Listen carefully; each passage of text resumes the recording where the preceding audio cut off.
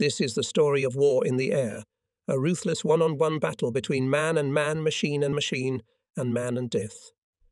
The most exciting, dangerous, and highly skilled form of dueling ever invented. It is also the story of a whole generation of young men of many nationalities, most of them fresh out of school or university, who fought in the skies over England and Europe from September 1939 until the Allied victory in 1945. It is a story of bravery of friends and foes alike, of the many young men who died for what they unequivocally believed in. Those of us then defending England led strange, unnatural lives in a besieged fortress. We were frontline fighter pilots, destroying the enemy day after day and night after night. And yet, when we returned from battle, we tried for a few hours of rest to lead an almost normal, civilized life among the civilian population, often in quiet villages and small towns that had not been affected by the war and where life remained peaceful. Many of us returned to our wives and children in our ancestral home, as I did for extended periods. We drank with the locals in English pubs, sometimes only an hour after a fantastic rescue or risky victory, who would blame us if we often drank too much to take the edge off. Above all, this is a story of a remarkable sense of camaraderie, loyalty and commitment that gave us the confidence and desire to keep fighting until we won. June 25, 1943, was a beautiful day. The invasion of Europe had already been underway for nearly 3 weeks. The Allies had made initial success with their combined efforts, but had not advanced very far because of fierce German resistance, especially in the British and Canadian sections where most of their powerful panzer divisions were concentrated. And Walsh, my new Aussie navigator, and I will remember that day for the rest of our lives. We intended to destroy my 30th enemy airplane, but instead became guests of the Germans for almost a year. In a Mosquito fighter bomber, borrowed from 21 Squadron Commander Duddy Dale. We flew out of Gravesend and landed at West Rainham to refuel before a raid into the enemy's far rear, near the town of Bath on the Baltic coast of Germany.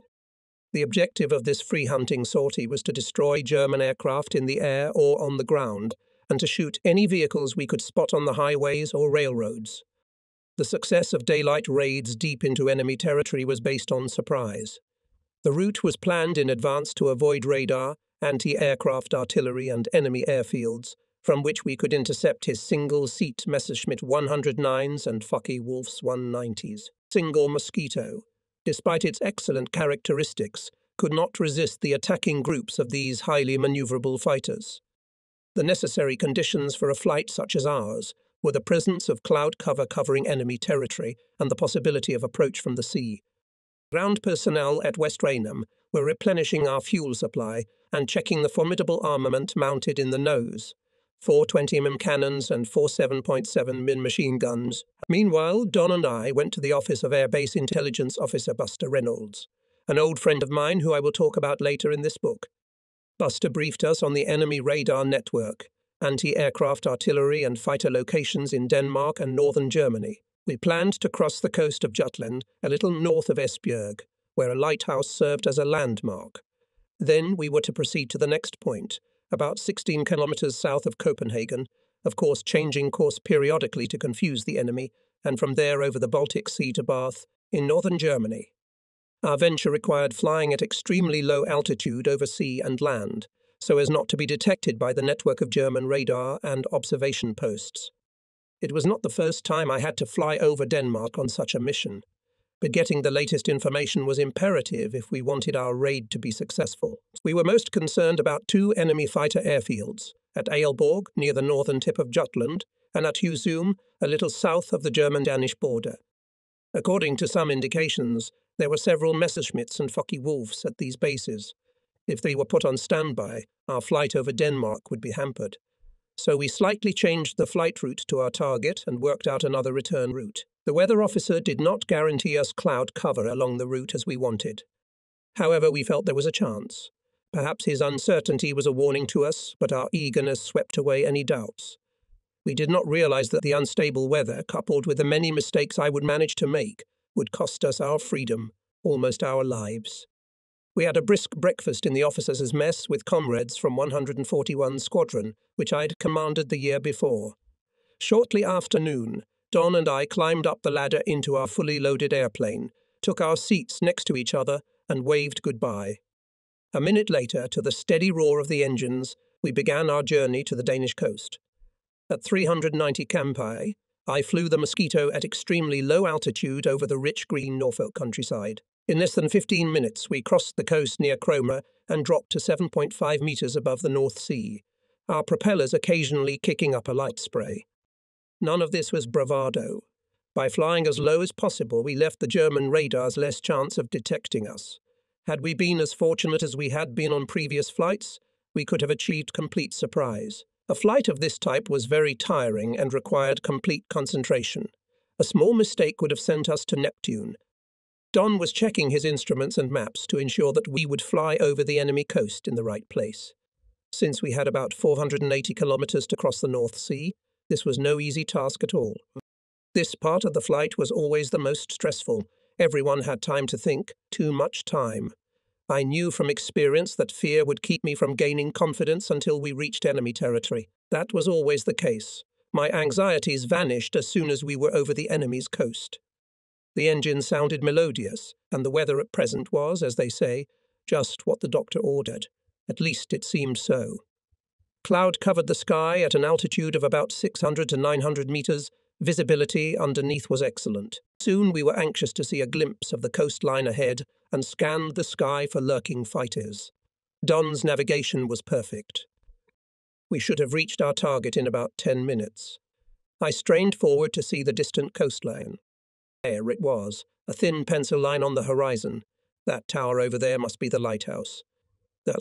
Don checked the position of the landmark against the map, and we altered course slightly to make a more accurate trek to the coast. It was still a few kilometers to the coast when I saw two ships, German destroyers or torpedo boats. Damn it, they couldn't help but notice us, and would certainly relay the warning to the coastal defense units and the Luftwaffe. I went off to the right hoping to go unnoticed, but we were out of luck. Both ships began zigzagging and increasing their speed, which we noticed from their keel waters.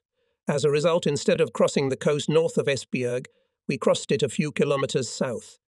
We could both hear a slight howl in our radios, which we knew was the result of interference from the German ground radar trying to pick us up. For a moment I considered attacking the two ships, but as we had no bombs, I considered it pointless. So we continued to fly over the coast, climbing a little to cross the dunes. Ahead lay the fertile flat Danish countryside, and as we continued our way over fields and hedgerows, Don and I briefly discussed whether we should stop flying. Now we had no doubt lost the vital factor of surprise, so the cards did not lie at all in our favour. Then we noticed that the howling in the radio had stopped. They've lost us. All they know is we're somewhere over their territory, and trying to find us now would be like looking for a needle in a haystack. What do you say, Don? Do we keep flying? Okay, let's go ahead. Unfortunately, we did not take into account the effective service of the enemy ground observation posts, which at that moment by phone reported our progress to the headquarters of the Luftwaffe Air Defence in Denmark. We had become embroiled in the fighting, and there was now no question of returning. If I felt a vague uneasiness at the time, that feeling soon left me. In spite of the bad omens, we still believed in success. We were not alarmed even when, just as we were crossing Jutland in an easterly direction, we were fired upon from several small vessels over its coast, north of the island of Funen. This only showed us both that the enemy was on the alert. The weather seemed to be improving and the clouds, our shelter, were disappearing. It was then that Don noticed the radio masts at Kalundborg, on the west coast of Zealandia, the largest of Denmark's islands, on which lay its capital, Copenhagen. Long before the war, having tuned my parents' receiver to Radio Kalundborg, I imagined that one day I would see it from an airplane on a war mission. We still kept on course, hoping that periodic changes of direction of 30 or so degrees would throw the Germans off our trail. Finally, we saw the green towers of the cathedral at Roskilde in the distance and turned south, crossing the island of Men and the Baltic Sea. By this time there were no clouds in the sky, and we heard the howling in our radio again. We had no doubt that the Huns had discovered where we were.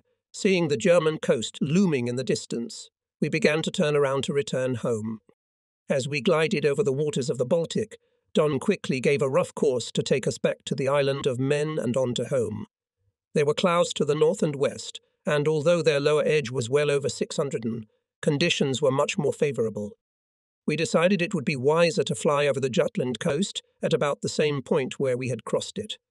The faint howling in our receiver was now heard almost continuously, so I reminded Don to keep looking back to see if any German fighters would appear. I surveyed the area ahead, flying low over hedgerows and fields and unintentionally scaring the peaceful Danish residents and their cattle. It was the only way to stay out of sight, or at least make it difficult for the enemy fighters to see. Don, of course, was constantly making small course corrections. We had reached about the middle of the island of Funen when we saw a large house. A large swastika flag was flying over the roof of this formerly apparently private mansion. Just at that moment an automobile came out of the gate and onto the country road. Seeing all this, we were speeding at 390 km/h. I was convinced that it was a staff car, so I pulled the Mossy up and started turning until we reached an altitude of about 460 meters. At least we could stop whoever was travelling in this vehicle. Perhaps there was an important Nazi official or, better yet, some Gestapo pig. Quickly turning on the electric sight, I took the helm slightly away from me, putting the plane into a gentle dive at 420 km. Ahead, about 800 meters away, was a car. Perhaps its passengers thought we were German pilots and were making a low-altitude welcome pass. At 500 and from the car, which was now in my sight, I pressed the down button on the helm. Mossy shuddered slightly, and the cabin was filled with the odour of cordite, while a stream of shells and bullets poured from our guns.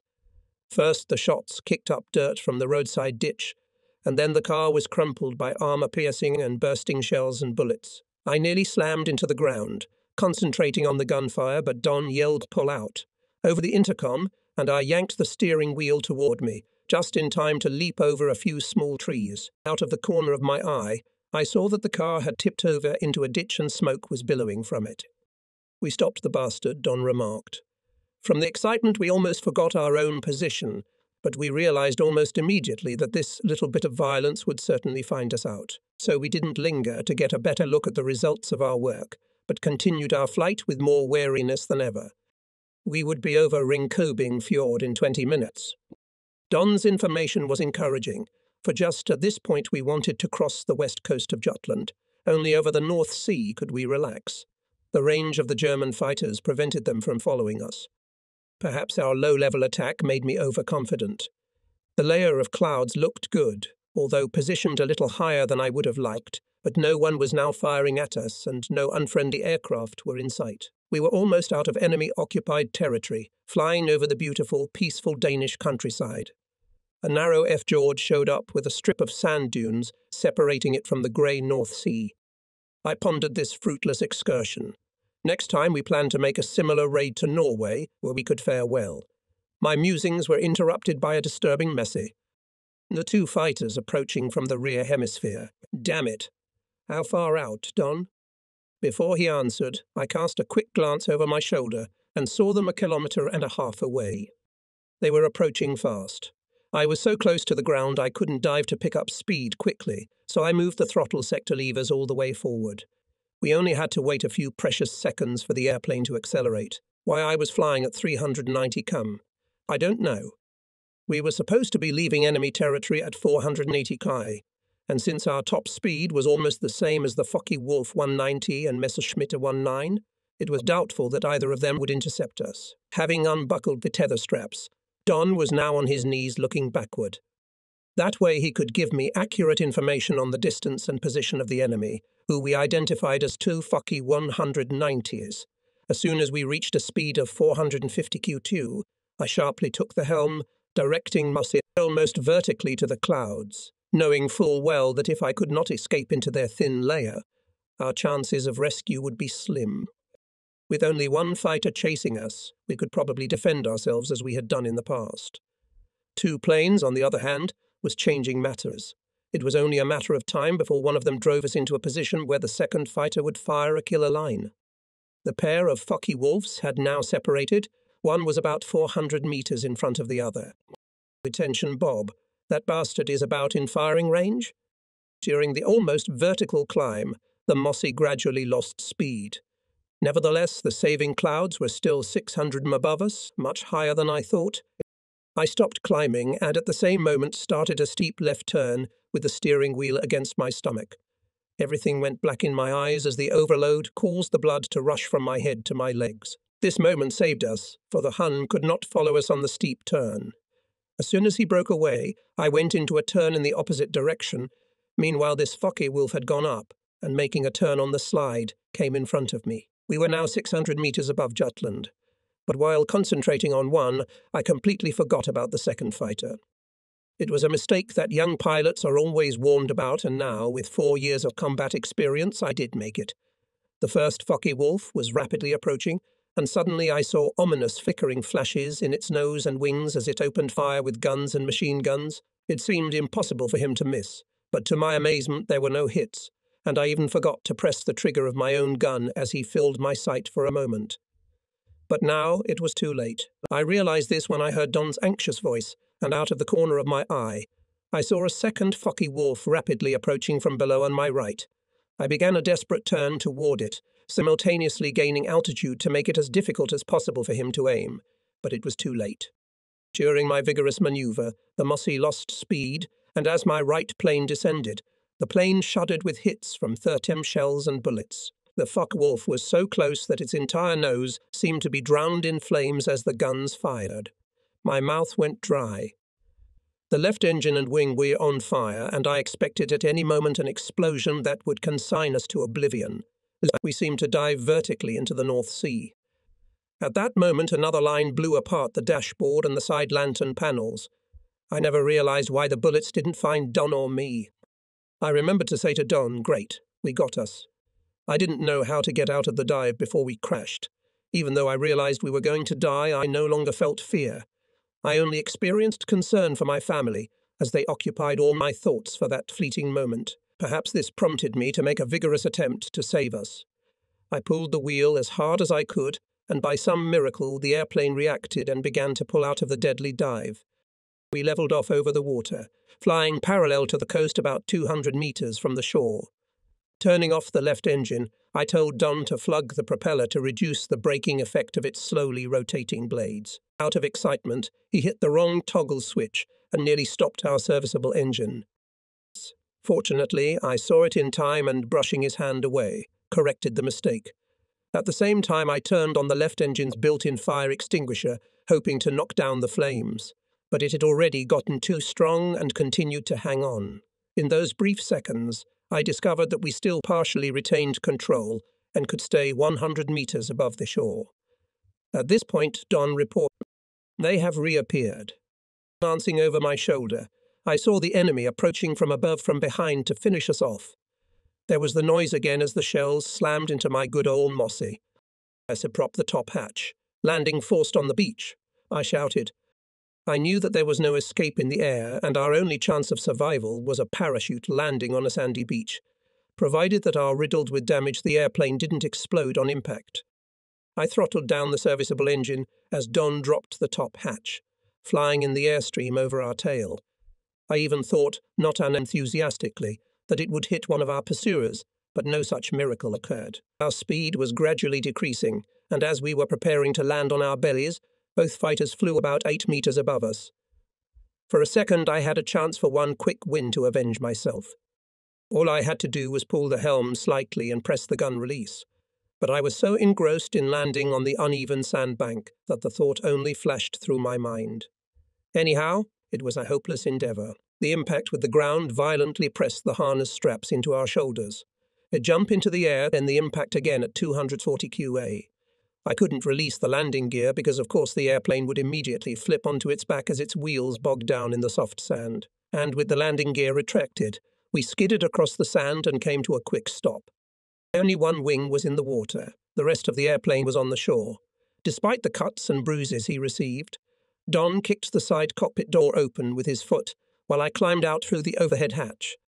I think we broke all records getting out of our billowing airplane.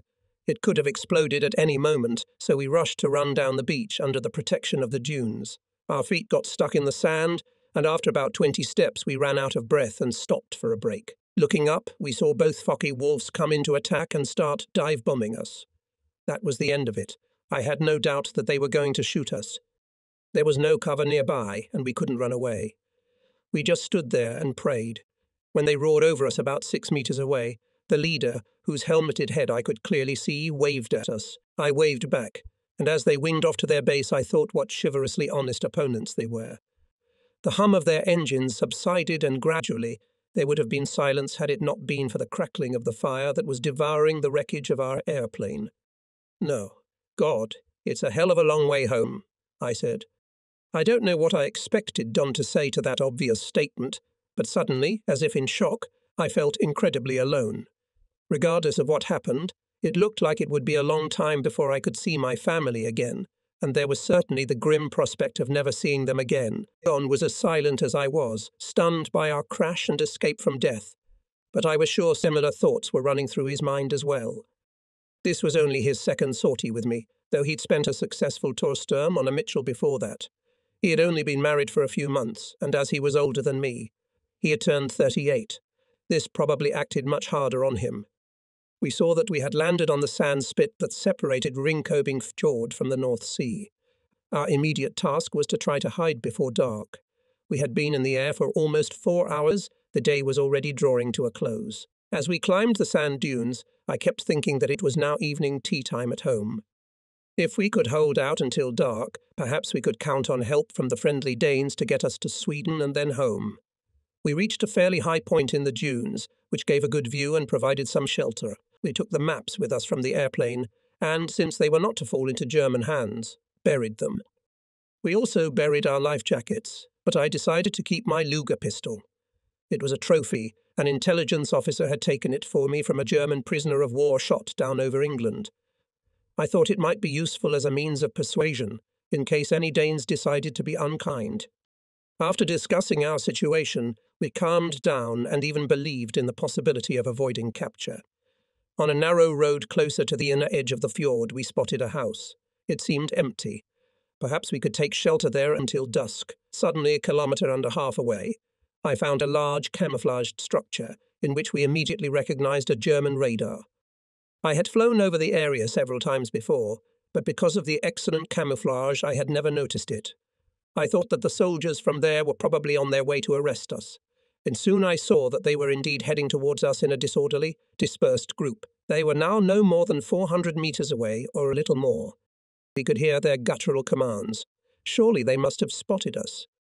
Before we could duck to the ground to be out of their sight, they opened fire with machine guns, and for the first time in my life I heard the whistle of bullets flying nearby, and I rolled down the back slope of the dune.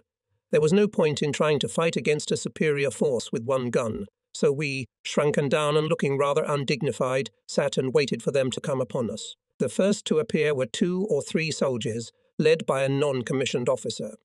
They were Luftwaffe ground personnel. Neither Don nor I spoke German. The non-commissioned officer began to search us. He quickly found my pistol and was obviously not happy about it. Pushing, they led us back to our still burning airplane. At first I was convinced that they were going to shoot us and throw us into the fire, but the non-commissioned officer asked, "Moment?" I understood absolutely nothing, but I nodded. I suppose he wanted to know if there were any bombs on board. He hummed and hurried with us and the rest of his squad to the observation post near the radar. There he pushed us into a small room. One of the Germans went out and returned with 2 cups of ersatz coffee. Regardless of the quality of the drink, we were grateful. My mouth was dry. As I slowly sipped the hot beverage, my mind slowly realized the fact that the war was over for both of us. I was numb with shock and could barely look into Don's stern face, because I knew everything had happened for a reason. Experience should have ordered me to turn back at the very beginning when we were spotted from the German ships. Having decided to continue the flight, I made many other mistakes. I did not get alarmed when it was obvious that the entire German air defense in Denmark became aware of our presence, did not fly at maximum speed on the way back, and finally made a major blunder, concentrating on the first German plane in the battle, missed the second deadly for us fighter. These were the main mistakes. There were other, minor ones. My parents, having spent a large sum of money on my education, hoped that I would choose one of the serious professions. I would follow in the footsteps of my father, a vicar of the Church of England, or perhaps I would stop at medicine. But none of these subjects interested me, and soon after obtaining my school certificate at Taunton, at the end of 1936, I left school and joined the Lancashire Police Department at Wigan as an assistant clerk. My aim at this stage was to learn the basics of police work and later apply for recruitment to the colonial police force. After a year or so working as a police clerk, I grew bored with the job, and friends persuaded me to join the merchant navy. My father was adamantly opposed to this, and I suppose the result of this conflict was that in December 1937, determined to send it all to hell, I applied to the Royal Air Force for short-term service as an officer. Signing up, along with a large number of eager and more suitable applicants, I was astonished to find that I was among the relatively few accepted. A few weeks later, I went to the initial flight training school at Desford, near Leicester. It was one of several such schools, staffed by civilian instructors but funded by the Air Ministry. It was typical of most flying clubs emerging at the time. A small grass airfield with 2 or 3 hangars, a few administrative and service buildings, a clubhouse that served as a canteen for the cadets and staff, and a row of buildings with bachelor apartments for us cadets. My comrades on this initial flight training course came from all parts of the Commonwealth of Nations. We were a happy and carefree group. I made friends with a fellow named David Blomley, with whom I was placed in the same room. On March 9, we were led to the parking lot and introduced to our planes, delightful little tiger moths. They were lined up in rows ready to take to the air with instructors and cadets. At this point, I was excited and looking forward to the flight. 30 minutes later, when we landed, it was a different story. Having been subjected to all kinds of textbook aerial acrobatic maneuvers, a very green Briem wobbly barely made it out of a tiger moth with the flight designation G Advith. But recovery was quick, and within a few hours we were back in the blue sky. This time it went much calmer and gentler. Breham was learning the basics of flying. Just when I thought I was ready to fly solo, my instructor was replaced, probably because of my rather slow progress, which I must admit was beginning to worry me as well. Most of the cadets took to the air on their own after about 8 hours of flying with an instructor. We knew that if we did not complete a solo flight within 15 hours, our training would end there. My only consolation was the fact that Blomley had the same problem. He flew 15 hours with an instructor before he was deemed ready to fly solo, and successfully did so. Finally, after a half-flight, my instructor left his seat behind and said, "You are ready. I want you to take off, circle, and land. Any questions?" "No, sir." Finally, after 14 hours with my instructor, I was flying solo. It was a beautiful day, and I wanted to fly in circles for as long as possible. But at this stage, I didn't want to tarnish my reputation, so after completing the circle, I began a smooth, planned turn for my first landing. It was a challenge. The ground was rapidly approaching. My speed and my tail were a little higher than necessary, and upon touching the ground, my airplane bounced in a frightening way. Remembering what my instructors had said, I gave full throttle and took off with an altitude gain to re-land. I circled again, repeating to myself out loud the things I should not have forgotten to do. In this way I gained confidence and made a flawless landing on the second attempt. I slowly taxied to where my instructor was standing, expecting an explosion of swearing at me. Instead, he congratulated me and was generally very nice. Now time went very fast in Desford. In the evenings, our young blood brought doom to the pubs in Desford with our obscene songs and wild amusements. We were not yet members of the Royal Air Force. We wore no uniforms and had no ranks. However, our pay was on a par with that of a Royal Air Force pilot officer. 11 shillings 10 pence a day. We knew how to get rid of him in a frighteningly short time. At this stage, Hitler was already beginning to apply pressure, and we all felt that if we were unlucky, the war would start before we were ready to join the squadrons, as it would be many months before we could complete our training. Finally, at Desford, came the day of the final air test. For this arduous test, I was introduced to the instructor, Flight Lieutenant Wheatley. He explained what I was to accomplish, and we took off together. I was fairly confident in everything except instrument flying, so when he told me to raise the hood over the cockpit, I wasn't happy.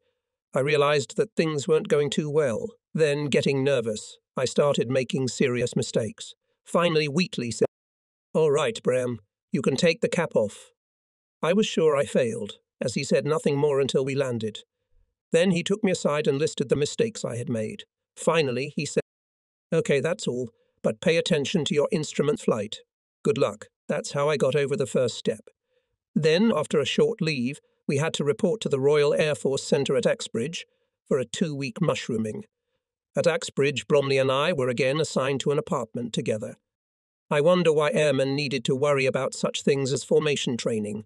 However, we were now in the Royal Air Force, and it was our responsibility for the 2 weeks required to equip us with uniforms. The drill and the reading of the regulations tightened us up, and eventually we received our uniforms and lined up for the final review.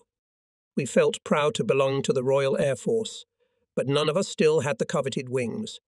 Towards the end of May 1938, we were told that we were going to Royal Air Force flying schools. Dave Blomley and I were to arrive at the 11th Royal Air Force Air School, which had just opened at Shawbury, near Shrewsbury. During a short vacation, I went home and took Dave with me. My parents seemed to be used to the idea that my career would be in aviation, so the vacation was enjoyable. Dave took a keen interest in my sister, leaving me free to pursue my own interests. For the next 3 months, we flew 2-seat, single-engine Hawker, Hart and Odex biplanes. The instructors had to cordon off our suitability to fly fighters, bombers, and other types of air operations. By passing this course, we could receive our wings. It was obvious to all of us that we had a military career ahead of us, that we would have to put in a lot of hard work in the air and on the ground if we were to succeed. With the exception of the squadron leaders, most of our instructors were NCOs. Great guys, most of them had served for many years, starting out as technicians and later retraining as pilots. I had to relearn a lot of things. After the Tiger Moth, these airplanes seemed more difficult to fly. Dave had the same problems, but we progressed quickly. One effective punishment for a bad departure was to wash one of the planes with soap and water, a long and tedious task. I did quite a bit of such work. One day, Flight Lieutenant Bax, the squadron commander, called all of us up and told us that we could choose which type of aviation we would prefer to serve in. He remarked that he couldn't guarantee it, but that our choice would be taken into account if possible. Most of the cadets, including David, chose heavy aircraft, E-bomber or coastal aviation. They were driven by the desire to gain as much experience as possible, flying multi-engine aircraft in their short time in the Royal Air Force. Such experience would come in handy if they wanted to join a passenger or charter airline after their service. Fighter planes seemed too small for civilian passenger aviation.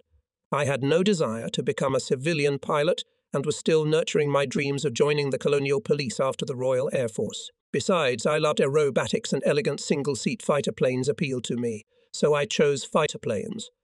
Towards the end of the junior course, cadets had to practice night flying. We all thought it was quite dangerous and not very necessary because of the very limited navigational aids that were available for night flying in those days. Before night sorties, a van was towed to the takeoff point, along with a good luck fire, and a duty instructor was stationed there all night. In addition, flares were placed along the trajectory to point the pilot in the direction of takeoff and landing. I soon found that I could fully enjoy night flying. As the initial training drew to a close, the pace picked up. Preparation for the forthcoming wings examinations limited our visits to Shrewsbury. I expected to do satisfactorily in most of the subjects, but I dared not expect to do well in the remaining ones. The drill test was one that sticks in my memory. I was given command of a squad of cadets and had to lead them in weapons exercises and passing in front of the chief instructor in formation training. Unfortunately, due to the wet weather outside, the trials were moved to one of the large hangars. When my squad was marching into position, it was as if I had lost the power of speech from excitement and did not give the command to stop in time.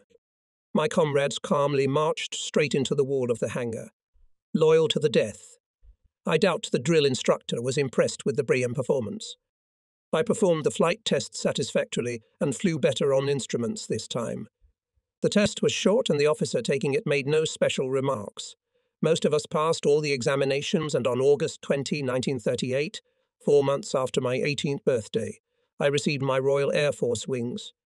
A few days later, we were lined up in full dress uniform, and the commanding officer of the air station, Grupp Captain Lale, formally presented us with our wings ins. This was a turning point for me. I felt that I was now truly in the Royal Air Force, but soon discovered that I still had much to learn. At the end of August, after returning from leave, we were assembled and briefed regarding the future. Although most of us chose bombers or other heavy aircraft and only 4 preferred fighter planes, it was decided that our course should produce 15 fighter pilots. This was a consequence of the growing tensions in Europe and the approaching Munich crisis. Royal Air Force Command wanted to build up the Air Defence Fighter Air Force as quickly as possible, and I was pleased that my choice would become a reality. Some others who wanted to train in heavy aircraft, however, experienced disappointment. Each of us was given the opportunity to fly a second flight with an instructor in a Hawker Hart. And then, after a verbal briefing on the fuel system and general characteristics of the Hawker Fury single-seat biplane fighter, we were put into the cockpit of this delightful little airplane and, before we came to our senses, invited to check it out in the sky. By this time, the Fury had all but ceased to be used in fighter squadrons in the UK, much to the disappointment of those pilots who had flown it and loved it. With honour transferred to the squadrons of advanced training air schools, and their place in the squadrons of the first line of fighter command took Gladiators, the new Hurricanes and the first Spitfire. After the Hart and Odex, I found it easy to fly the Fury. Its horizontal speed in a straight line from 290 to 320 km really meant something after only 145 Q2 in the Tiger Moth or 225 QK in the Hart and Odex. To me, it was already a real flying experience. My enthusiasm and lack of experience caused trouble. I loved aerobatics, and after hearing about fast barrels, I decided to experiment on my next flight in a Fury. Unfortunately, no one told me how to perform this maneuver. Fast barrel rolls were discouraged because doing them at too high a speed could exceed the allowable overloads for the airplane. As I took off that time, I began to climb to gain a safe altitude of approximately 2450 meters. I had completely forgotten about the significant reduction of speed to a value slightly above the critical speed, and at 260 km, I pulled the control stick sharply towards my belly and at the same time hit the right rudder pedal sharply. The result was extremely spectacular. How it worked out I don't know, but eventually the Fury levelled out on its own and a very frightened pilot tried to assess the situation. The wings and tailplane were still in place, but lateral movements of the control stick did not cause any roll. Deciding that I had walked into a trap, I started to unbuckle my harness in preparation to parachute out, but after a final check of the controls, I found that I had enough power to maneuver smoothly on the Fury. I buckled up again and began a cautious descent toward the airfield. Finally, the airfield came into view, and with a very bad feeling I made a wide circle and landed without further incident. What was I to say to my squadron commander? I decided it was best to tell the truth. The punishment was a thorough whipping plus an airplane that had to be washed and scrubbed with soap. Another time, on a very windy day, I landed rather carelessly across the wind, causing the Fury to scrape the ground with the tip of one wing. There was no major damage to the airplane, but unfortunately the senior flight training instructor, Squadron Leader Johnson, saw this oversight, and when I got out of the airplane he greeted me by saying, "Gosh, do you realize what you're doing?" I didn't know what to answer, so another airplane was scrubbed by me. October 1938. We were mostly spent polishing our aerial firing skills before a month's tour of duty at the Penrose Range on the North Wales coast. All the cadets were looking forward to it. It was the highest and closest point of our training to air combat. We arrived at Penrose at the end of the month and found a very busy schedule of training sorties awaiting us, starting at dawn and ending at dusk. Platoons of fighters attacked ground targets while the bomber guys dropped training bombs from their new twin-engine training Oxfords. Fury was equipped with 2 Vickers machine guns firing through the propeller hub, which used a mechanism designed by Constantinescu to avoid hitting the blades. Attacks on ground targets were accompanied by firing at the canvas towed by a Hart or Odex. I liked that the best. I could imagine how pilots like Ball, Manick, Bishop and Richardson felt as they dive-bombed the enemy. After 1 or 2 aerial target firings, I began to achieve very accurate hits on the webbing and felt that the long period of training was finally beginning to pay off. Training on the range was over all too quickly, and on December 2 I received orders to fly to Shawbury where, after completing our training, we were to await assignment. But before that everyone had to pass a final flying and navigation test while flying the Hearth with Flight Lieutenant Stubbs, the Link commander. I did satisfactorily. Then one day we were assembled in the lecture hall and informed of our assignments. It was a welcome day. As the names and squadrons were read out, I was getting more and more excited. I wanted to be in either the Gladiator Squadron or one of the new Hurricanes or Spitfires. Finally, my name was read. Temporary Pilot Officer Braham, 29 Squadron Debden, Essex. As soon as we were released, I sought out one of our instructors, Pilot Officer Brooks, and asked him what aircraft this squadron was equipped with. In his opinion, they must have been Gladiators. I was satisfied. David Blomley was to join the 1st Squadron at Tangier, equipped with Hurricanes. After a splendid farewell party, we were given a few days' leave before arriving at our squadrons. I now felt like an experienced pilot. Soon I was to learn something very different. I had not honoured my decision to report the senseless killing of the boy. The boy's death paled in comparison to everything that had happened during the patrol. Nevertheless, I regretted my silence, and I still feel guilty. Perhaps if I had spoken up, things would have been different. Although, to be honest, I don't think so. I didn't speak up because I didn't believe they would pay attention to such an insignificant death among so many deaths. But what I feared most was the threatened repercussions if I blamed a dead soldier whose body had been mutilated by the enemy. In the end, concern for my own safety took precedence over a disturbed conscience.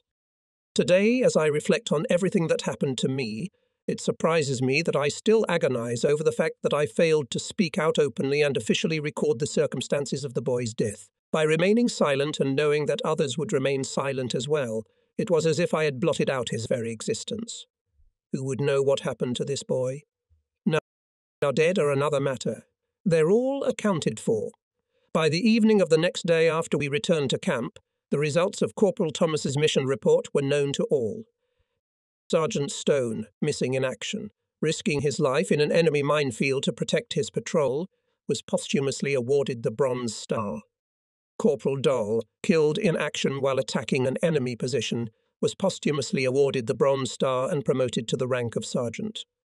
The crew of a helicopter shot down in action and the soldiers killed and wounded in action are presented with the Presidential Commendation for destroying a fortified enemy position despite superior enemy forces. Corporal Thomas successfully accomplished the task.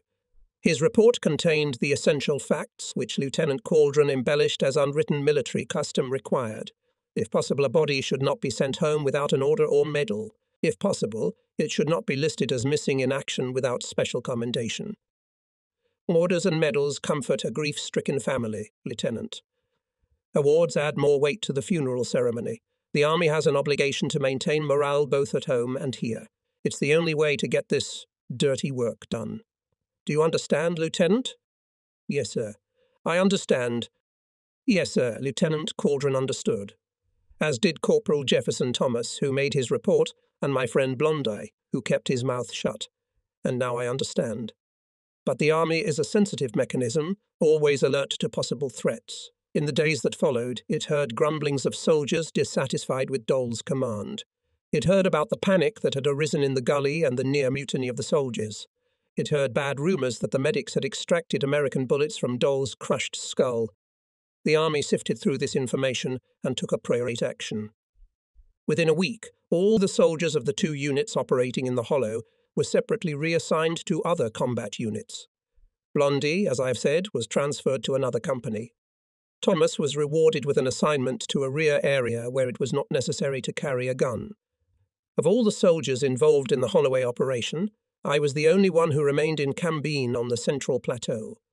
2 weeks after the successful completion of our mission, intelligence reported that the enemy had returned to the Hollow and was stockpiling new supplies. No further action was taken to dislodge him from there. Instead, the Hollow was marked on our maps as a fortified enemy position along with the Western Hills. After that, the Army sent patrols to other locations. A few months later, when I was long gone from the Central Plateau, Cambini Base came under heavy rocket and artillery fire from the gully, and enemy units stormed the camp at night. The siege was not lifted until 2 weeks later. Our losses were among the heaviest of the war. I read the newspaper accounts with special interest. One essay called these battles a brilliant example of American resistance under siege that will go down in the annals of our military history, along with the Battle of Ardennes and the Siege of the Alamo. Cambine was subsequently deemed to be of no strategic importance, and our troops were withdrawn from there. Amen.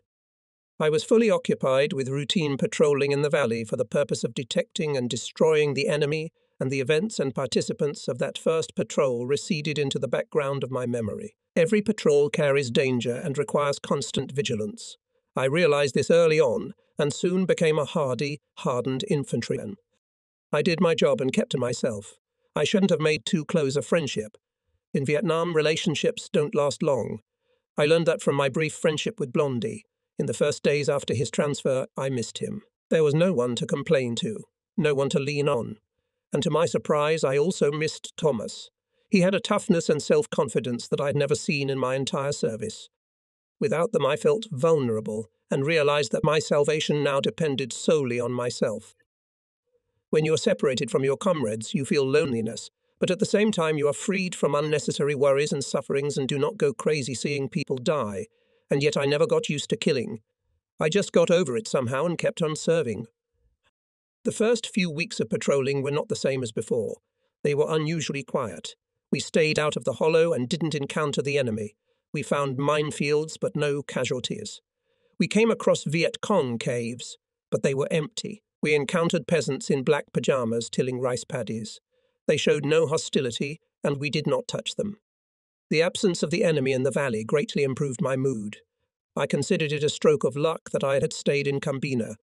It turned out to be a quiet area where the boundaries were clearly drawn, and if neither side crossed them, there were no clashes. That suited me just fine. I had an easy time walking through the hot valley by day and resting on the cool plateau at night. But it didn't last long. In Vietnam, nothing is permanent except the heat. There are only breaks. The break in my quiet life came one morning on the outskirts of a village a mile north of where Sergeant Stone had killed the boy. I remembered him for the first time in 3 weeks because he said he came from that village. Until then, we had been patrolling to the south, but now we received orders to survey the village itself. There were reports that the Viet Cong were showing up in the village, seizing food and terrorizing the peasants for cooperating with the Americans. The villagers were considered friendly to us, and although there were minor skirmishes nearby, there was no indication of Viet Cong support in the village itself. Before we set out, Lieutenant Caudron personally briefed us, explaining that our task was extremely delicate. We were to ascertain, without arousing the hostility of the inhabitants, the extent to which the Viet Cong were disturbing the peasants. Maintaining the peasants' friendly attitude was important for the safety of the base, especially since this village was considered a model example of our old pacification program and the new Vietnamesization policy. One of the soldiers asked what the difference was, but the lieutenant sharply besieged him. Don't get smart. This is not a question and answer night, it's a briefing. Sit and listen. He was addressing mainly the patrol leader, Sergeant Axe, a cautious old-school veteran, respected for taking care of his soldiers. I had been out in the field with him before. He was stern, fatherly toward the soldiers, and diplomatic with the officers. As a result, he was well liked by both sides, a rare thing amongst NSOers. And Sergeant Axe, you know this village as well as anyone on this base, Lieutenant Caudron said. That's why I put you in charge of the patrol. We want to know if the villagers are scared and why. We want to know if the Charlies are taking their rice. We want to know if they're harboring Charlies. If the Charlie have infiltrated the village, we need to drive them out without disturbing the villagers. We need their benevolent attitude. I know this is a difficult task. It means we must gather intelligence without harming these people. No one must hit them or threaten them with weapons. Remember, they are allies. Caudron looked angrily at the soldiers. Don't you smirk. I know what you're thinking, but we're not going to raze this village to the ground. We want to live in peace with it as long as our base exists. That's the way it is. So guys, be careful. No shooting. If you see Viet Cong in the field, don't shoot until they fire first. No guns in the village at all, only in case of an open attack. If anyone messes up, battalion headquarters will skin you. I've been instructed to do just that. You gather information and look for signs, like fear among the villagers, weapons, young gooks hiding in huts, anything that seems suspicious. If you catch any suspicious types, bring them here for questioning, and no roughhousing. We'll do the questioning ourselves.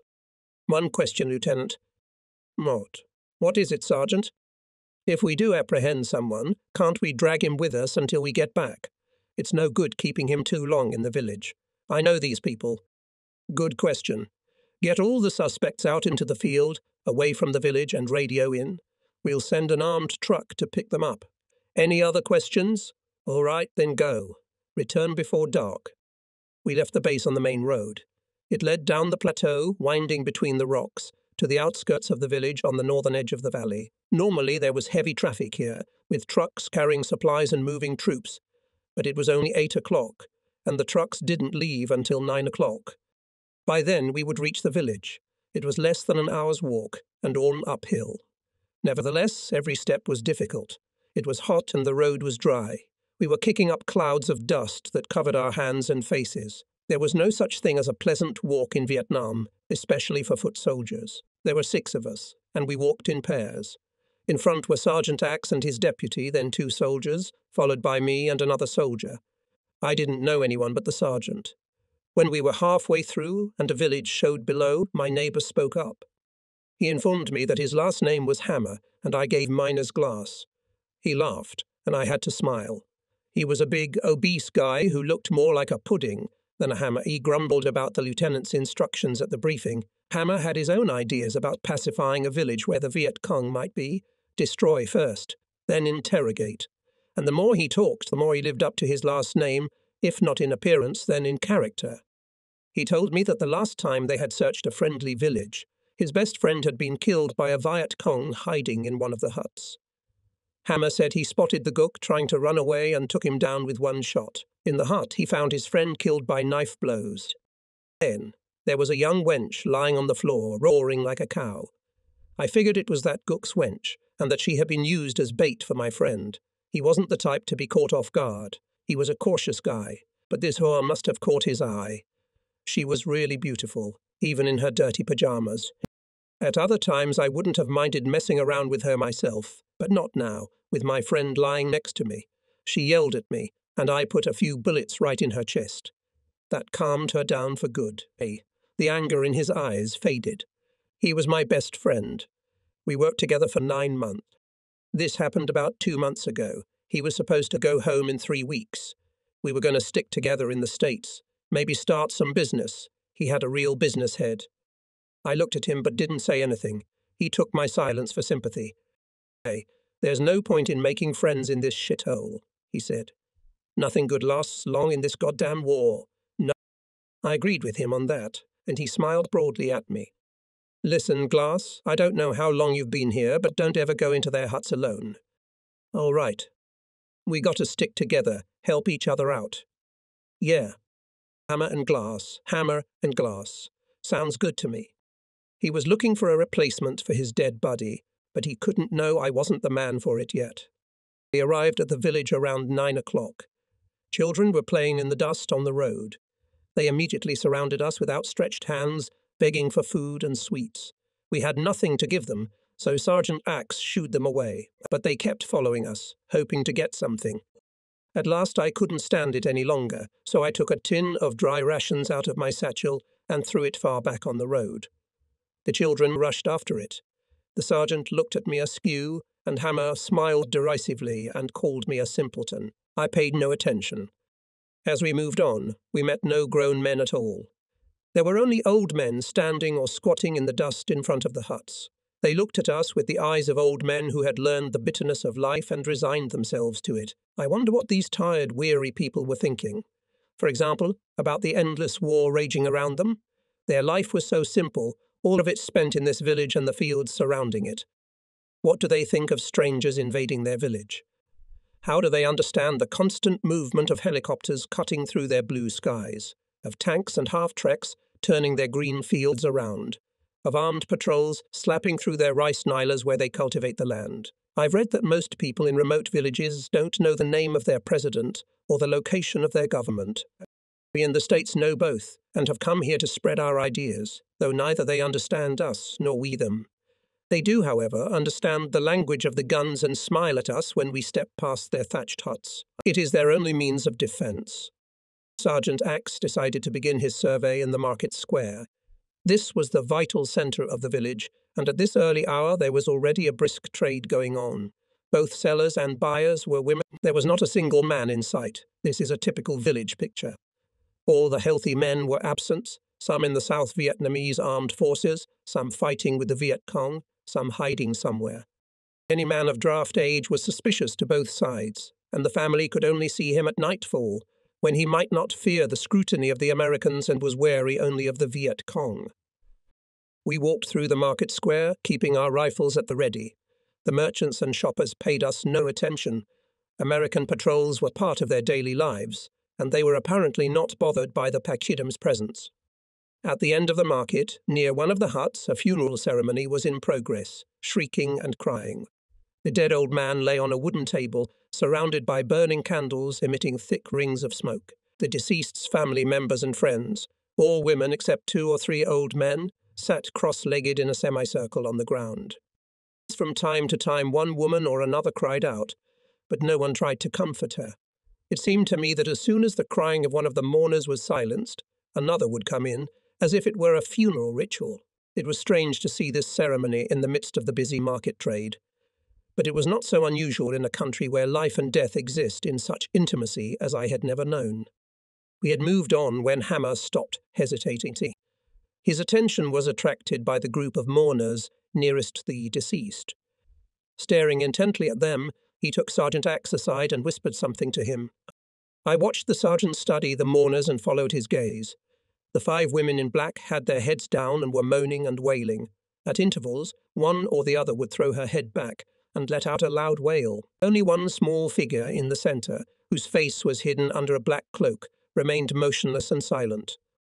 No, I tell you it's a man, Hammer said to the sergeant so loudly that all could hear him.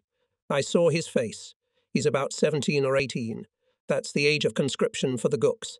I'll prove it to you. We crowded around the sergeant. He shook his head. No. Let's just watch for a minute.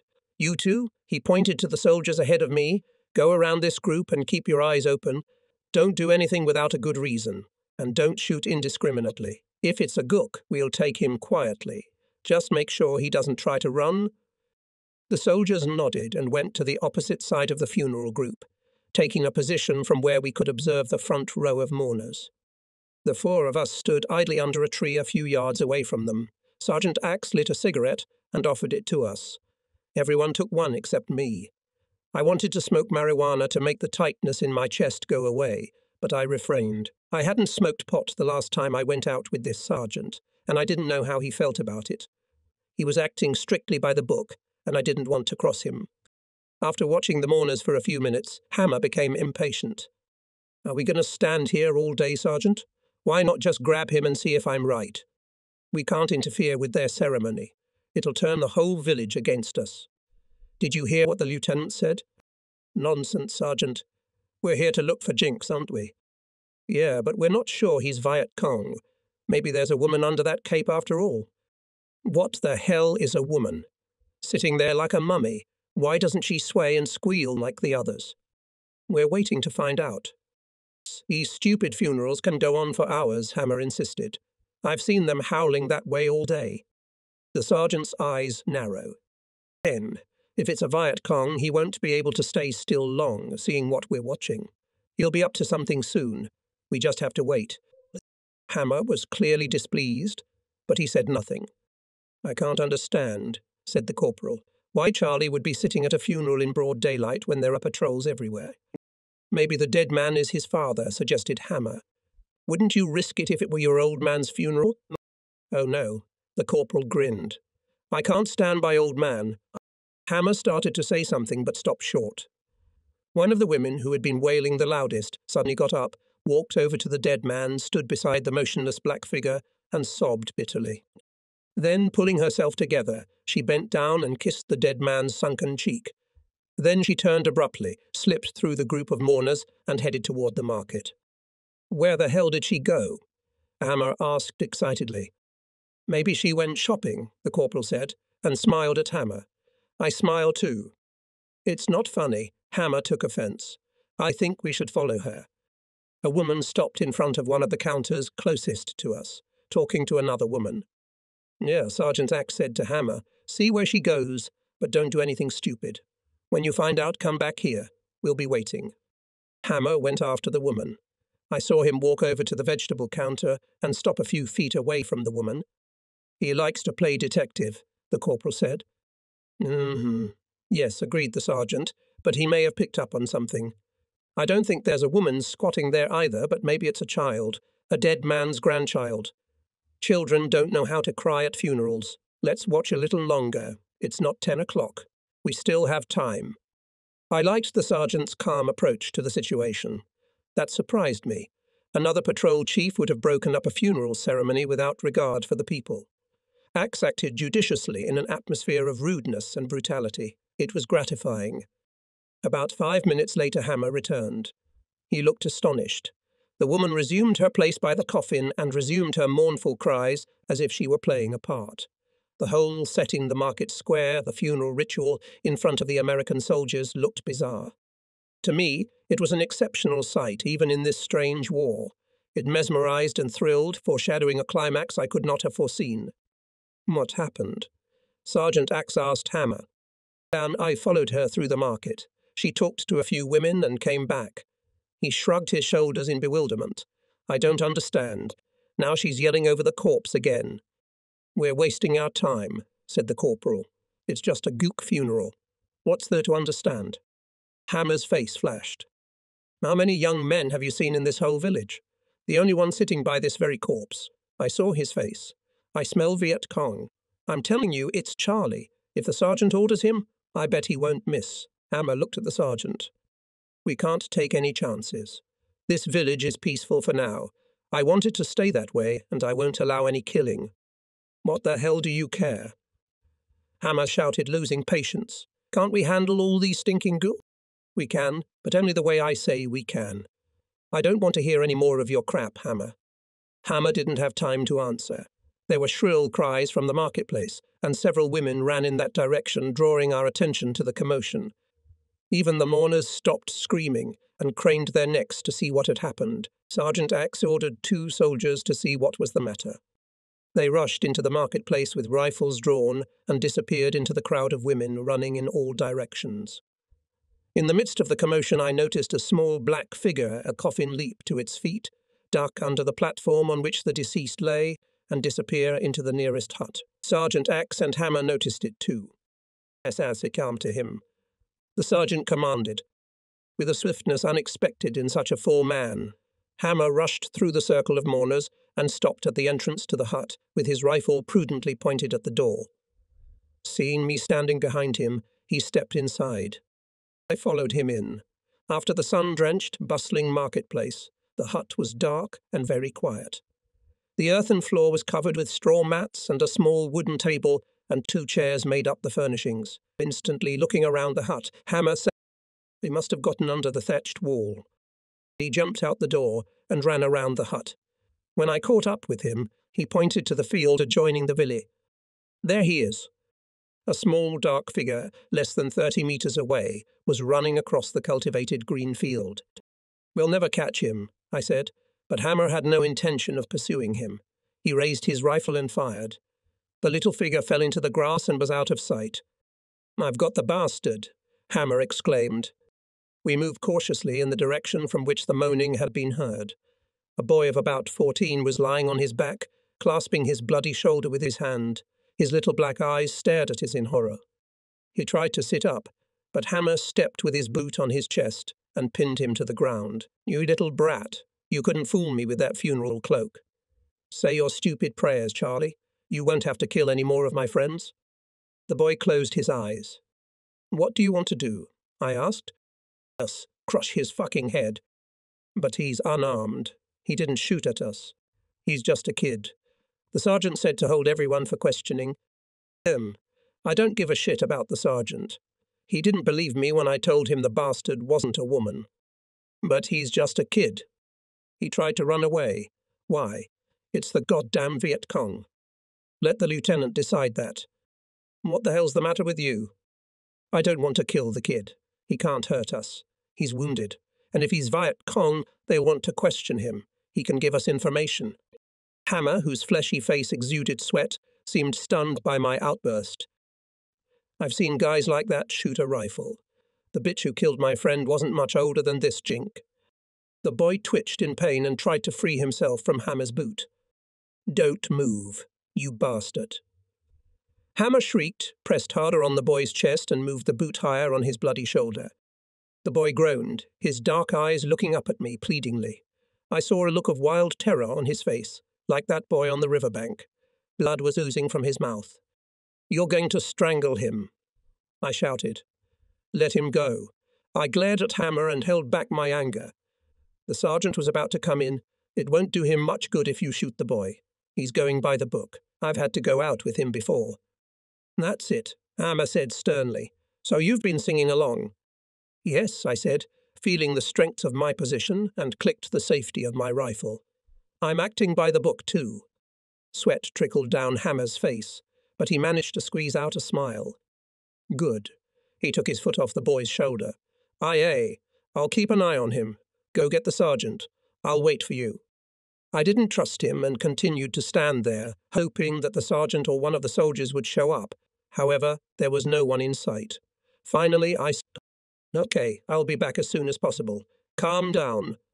I'm always calm, Hammer replied. He followed me as I ran into the village, turning around every now and then. Hammer stood with his rifle in his bent hand, wiping his face with his sleeve. When I reached the hut at the edge of the field, I turned around once more. Hammer made a sign to me to hurry. I rounded the corner of the shack where he couldn't see me, knelt down, pressed myself tightly against the wall, and peered out into the field. I was sure Hammer couldn't see me, my body tensed like a steel bar. Hammer poked the boy with his rifle. I waited and watched. The boy struggled to get to his feet, still clutching his shoulder, and, pushed by Hammer, stumbled and walked away from the village. I didn't understand a thing. Why the hell was Hammer taking him away? This was in direct contradiction to the instructions we had been given. I rose from my knees to stop Hammer when suddenly he fired a shot. The shot at such close range threw the boy several feet forward into the grass. Hammer stood motionless, looking toward the village. I froze against the wall of the hut. Disturbed female voices came from far away, but it was not clear whether they were lamentations for the dead or alarms caused by the gunshot. I kept my eyes on Hammer. He lowered his rifle and lit a cigarette. Then he walked to the spot where the boy had fallen and stopped, waiting, still smoking. The field in the rays of the morning sun was quiet and serene. Hammer's figure stood out sharply against the sky. It was only now that I realized that no one had been working in the field. There were no other witnesses but me. I was annoyed at myself for missing the moment again, and I was chained to the wall of the cabin. I was roused from my stupor by the sight of Hammer, lazily smoking a cigarette. My hatred for him grew like the taste of bile in my mouth. I snapped out of my seat and ran to the market. Pushing my way through the crowd of women who had once again surrounded the vegetable stalls, I looked for the soldiers of my patrol, but they were nowhere to be found. At the far end of the market square, I stopped to look around and noticed a group of women looking at me anxiously. "Where are the Americans?" I shouted. They looked at me in confused silence. "Does anyone in this damn country understand English?" I was furious at my helplessness. How the hell do you talk to your allies? How do you help them if they don't understand you? I looked into the frightened faces of these ordinary women. Some of them could have been the mother of the boy killed in the field. Alone in this marketplace. I felt like the victim of some ridiculous nightmare where death mocks the absurdity of life. Suddenly I came back to reality. One of the women raised her hand and pointed to a hut at the end of the market square. Nodding my thanks, I turned and walked toward the hut. I hesitated at the entrance, remembering Hammer's warning about never entering the hut alone. From inside I heard a familiar soldier's voice. "Let's get the hell out of here." And a corporal appeared on the doorstep. "Where have you been?" he asked, coming out of the hut. "Where's the sergeant?" Out. I heard some chatter in Vietnamese and Sergeant Axie's voice. Yes. The sergeant came out of the hut, followed by 2 other soldiers. "What's wrong, Glass?" the sergeant asked. "Did you catch him?" We heard a shot. I nodded, gathering my thoughts. What happened here? Nothing much. One of the old women in the market had some kind of seizure, lost consciousness, and all the women howled. She's in there. I can't understand anything in their Gukova language. She must have been affected by the heat. He wiped his forehead as if to confirm his words. What was that shooting? Hey, the boy was running across the field. He was already far away when Hammer fired and wounded him in the shoulder. I didn't want to answer more of what I was asked in front of the others. I didn't know them. I wanted to tell the sergeant everything when we were alone. Hammer doesn't know what I saw. I have to be careful, but this time I won't keep quiet. I made that decision as I watched the frightened faces of the women in the marketplace. Life wasn't ridiculous and death wasn't abstract. Where's Edge-Ma? Hey, guarding the boy. He doesn't look more than 14. I've come for you. All right, said Sergeant Axe, let's go. On the way, Sergeant Axe expressed concern about the situation. He suspected that there was a connection between the fainting woman in the marketplace and the boy's attempted escape. It smelled of an elaborate plan. He speculated that the boy might have been a Viet Cong protected by the peasants, at least some of them. The corporal and the two soldiers readily agreed with him. Why would the boy run away, risking his life, if he was innocent? I could have given several reasons, but I didn't give them. They might be right, but I needed more evidence and less speculation. Even if the boy was Viet Cong, that didn't justify Hammer killing him. I couldn't see it as anything other than premeditated murder. Hammer, standing in the same spot where I'd last seen him, waved at us. Where's the Gook? Sergeant Axe asked me. Probably lying in the grass. I wonder how he'll react when he finds the boy dead. It didn't take long for the answer to come. Seeing the dead boy lying at Hammer's feet with his eyes and mouth open, Axe turned to me. I thought he was only wounded in the shoulder. When I went to get you, he was alive. What happened, Hammer? The bastard tried to run away. I had to shoot him. You're saying he was shot in the shoulder and tried to run while you were standing over him? Yes. His legs were intact, Sergeant. I had my rifle on my shoulder and was smoking a cigarette. Suddenly, I saw him running through the grass. Since when do you guard a Gook with a rifle on your belt? I guess I wasn't thinking. What's the big deal? Just another dead Gook. Hey, you were supposed to keep him alive for questioning. We don't even know if he's Viet Cong. He doesn't look more than 13 years old. Hey, he's old enough, Sergeant. These kids know how to handle a rifle. I've dealt with kids younger than him. Yeah, but he didn't have a rifle, did he? He didn't. Too bad. It would have made your case easier. What case? You saw him trying to run away. You said, go get him. Turn him over. The corporal knelt down and turned the body upside down. There was a bullet hole in the back of his head, just below the hairline. Clean work, Hammer, the sergeant said. So the Gook was wading through the grass?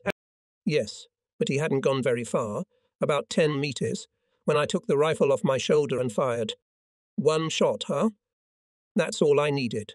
When I shot him in the shoulder, he'd gone about 30 meters into the field, and that boy's not much of a target.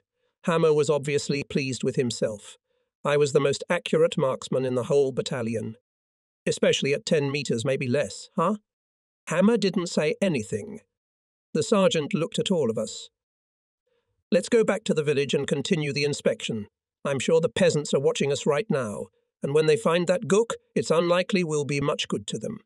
Do you understand? If this guy's clean, they might raise a scandal. He looked at Hammer. I just hope he's not the son of some village elder. Nonsense, Sergeant, Hammer said. I'm a simple soldier, not a politician. I'm required to kill Gooks, aren't I? You're required to follow orders. Your stupid story is lame.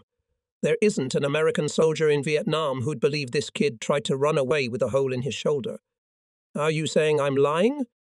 I'm saying you're a shit, and if I had one witness, I'd punish you severely. Hammer was stunned. I don't understand this stupid war. I'm doing my job, killing Gooks like I was taught, and now you're telling me I'm wrong. You killed a wounded boy and ruined the whole thing.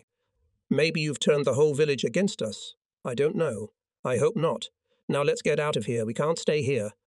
What about that Guk woman who sat next to Charlie at the funeral? Hammer asked anxiously. Did you find her? Maybe she knows something. Yeah, I've been thinking about that. We'll have to find out. On the way back, all I could think about was how to tell Sergeant Axe that he had this one witness. I didn't know when I'd get the chance, but I hoped. Hammer watched me with suspicion, but I gave no indication that he had anything to worry about. Secretly, I felt a great relief. If Sergeant Axe was willing to administer punishment, he was my man. Although the funeral ceremony was still going on, there were no mourners at the woman's coffin, and the chances of finding her in the village were slim. None of us could identify her with certainty, and in a village with many elderly Vietnamese women who looked almost identical to us, our search seemed more than futile. The language barrier hampered our attempts to learn anything, and if any of the locals understood English, in his zeal, Hammer looked into the face of almost every woman in the market, some of whom he tried to question rudely. But each time the woman looked at him with confusion and fear and remained silent. An underlying hostility toward us became evident, and more women left the market and returned to their huts. Finally, Sergeant Axe ordered the search to cease. Our presence alarmed the residents, creating a tense atmosphere in the usually busy market. But we had orders, and Sergeant Axe was not a man who would leave them unfulfilled. If the search of the marketplace led nowhere, perhaps a search of the huts would prove more fruitful. We began it, going from hut to hut. But no weapons were found in the huts, nor was there any particular anxiety on the part of their inhabitants. At least, nothing could be read on the faces of the old men and women but resignation to our uninvited presence. They bore the search of their houses in silence. If they hid anything from us, we found nothing. They were impenetrably calm, knowing that they would stay here in their homes and work their fields again after we left with our planes, tanks and guns. But they will remember us long after we have forgotten them. We were a cruel reality in their world. They were a nightmare in our world, a nightmare that lasts 365 days, and when it's over, we'll go home and go on with our lives as if nothing had happened. By mid-afternoon, we had searched more than half the huts, but found nothing. None of the residents complained of any disturbance from the Viet Cong. On the contrary, when we mentioned Viet Cong, the only word they understood, they shrugged their shoulders and shook their heads. Some women who knew a few English words answered more definitively, repeating like an automaton, "The Viet Cong are not here." It seemed pointless to me to continue the search. We had stirred up the whole village. But Sergeant Axe patiently and persistently demanded to check all the huts in the village. As there was still a few hours of daylight left, he was not going to stop his work, no matter how tedious and disgusting it might be. He hated to invade huts and disturb people, but he had to do it. An order is an order, and it must be obeyed. It was 4 o'clock when we left the last hut and took a smoke break. We were more tired than if we had been in battle. In addition to the exhausting heat, we were exhausted from fruitless attempts to make contact with the villagers. The corporal was disappointed that we found nothing, but the sergeant was satisfied with the operation.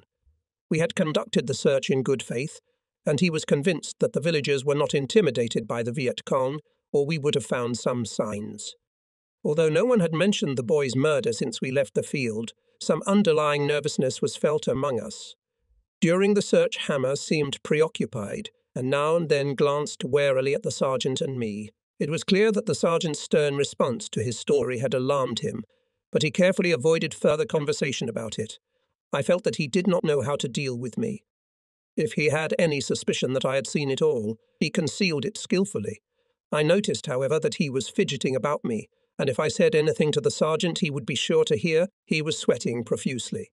And I knew it was not only from the heat, and though I secretly rejoiced at his restlessness, it frightened me. I'd already learned a great deal, and I knew that men like Hammer would do anything to save themselves. Like hungry wolves, they would eat their own. In my own way, I was prepared to do the same when the time came. Before returning to the base, we walked around the market square one last time.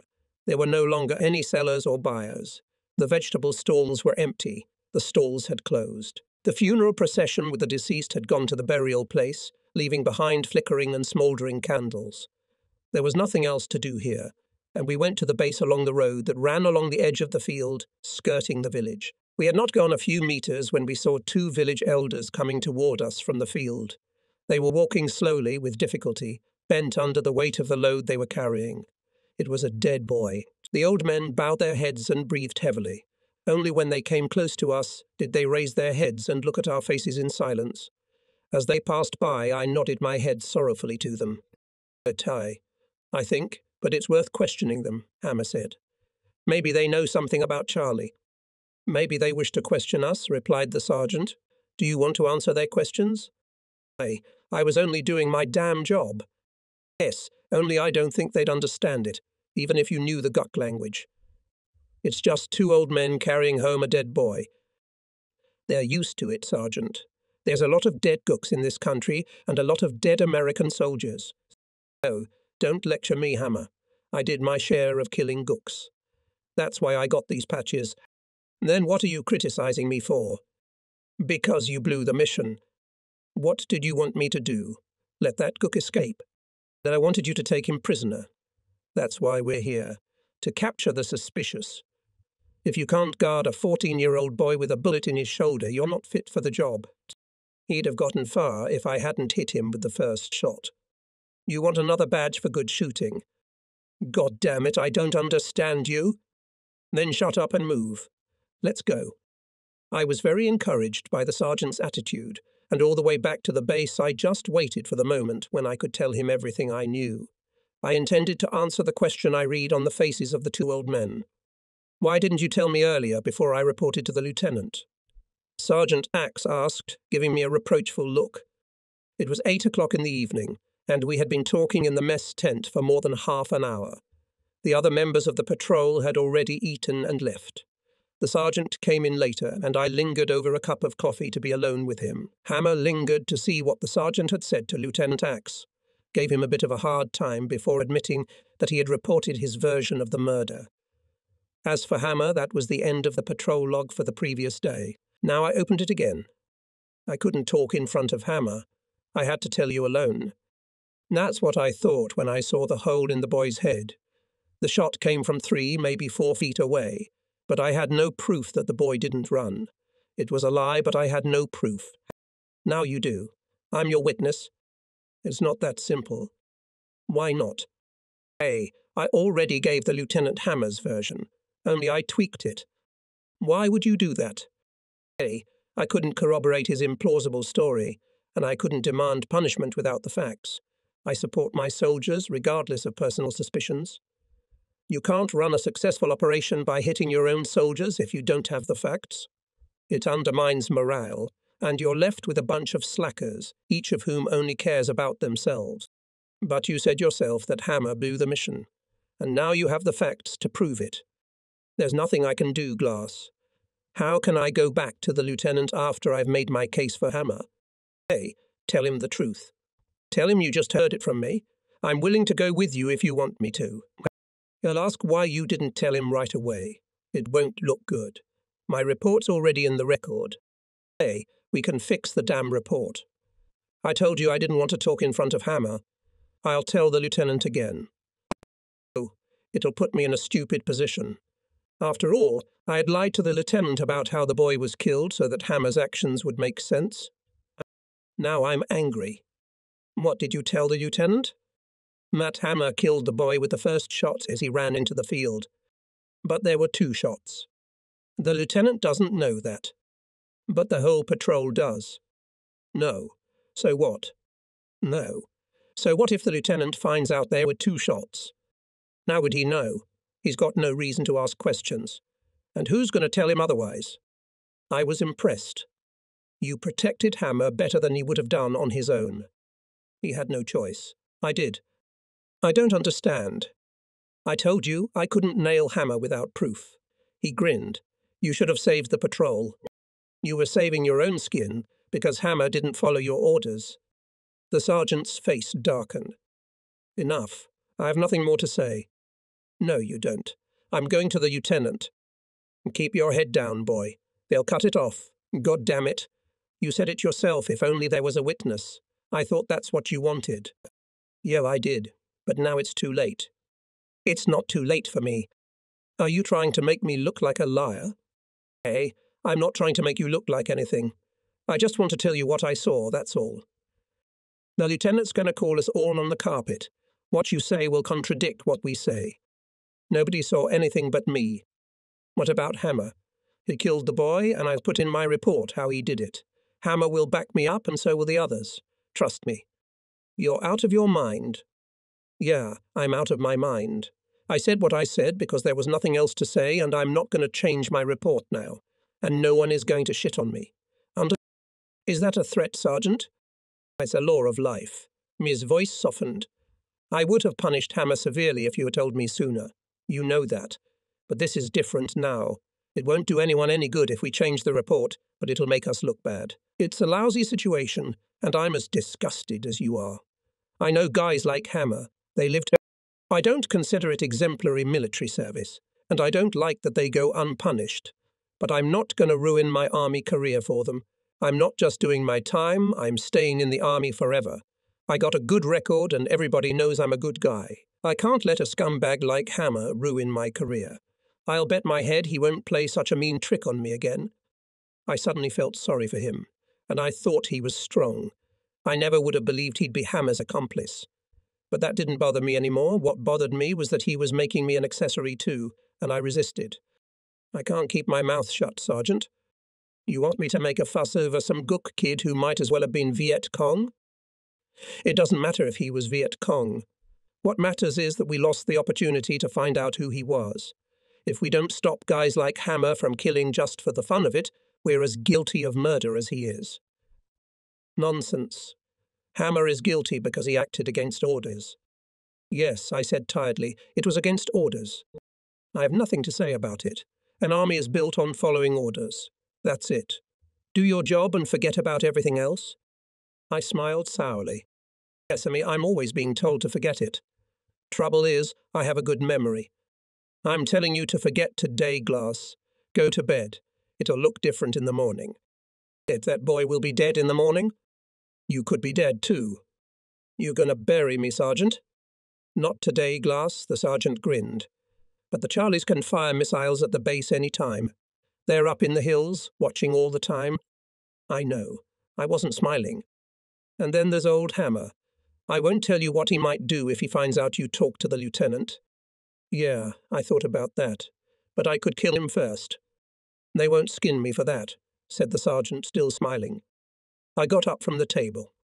I'm going to bed, Sergeant. I'll keep you posted. Go on, Glass, and think about what I said. The war ain't over tomorrow. How long you got left? I don't know. And how do I know, Sergeant? And I left the mess hall, leaving him to think about the case. I spent the night smoking pot, and in the morning I went to see the lieutenant. When I finished my story, the lieutenant leaned back in his chair and stared at me in silence. I fidgeted restlessly in my chair, waiting for any reaction. It's good of you to come to me, Glass, the lieutenant said at last. The company commander can't do his job well without knowing what's happening to his soldiers in the field. I didn't know what to say, so I just nodded my head. Are you sure no one but you saw Hammer kill the boy? Yes, sir. Didn't any of the farmers see? Was anyone in the field at the time? No, sir.